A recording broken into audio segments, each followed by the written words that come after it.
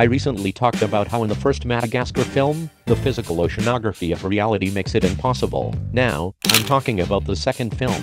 I like to make videos in part 1 and part 2 format, because it makes it easier for me to separate each part of the main subject.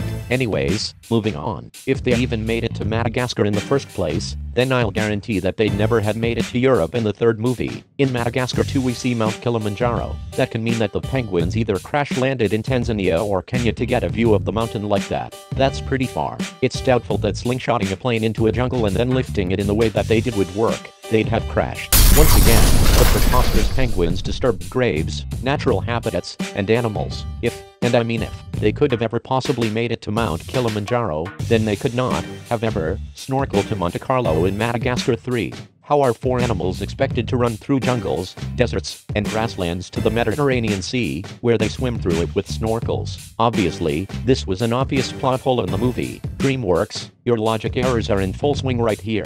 But intellectual chirrups aside, I'm only covering this to explain the legitimately impossible geography. No animal can spend weeks to months marching across 6 give or take countries with no pampering resources to help them. I'm not assuming they ran, so then they walked. The walking pace of a human is about 5 kilometers an hour, and those animals would be pretty close to that. The estimated distance from Mount Kilimanjaro to Monte Carlo is 6,000 kilometers, and the walking speed in meters per second is 1.39, so it would take roughly 50 days. That's over a month and a half. Remember, this is non-stop, always walking. So yeah, Madagascar 2 has been debunked with African Mediterranean geography.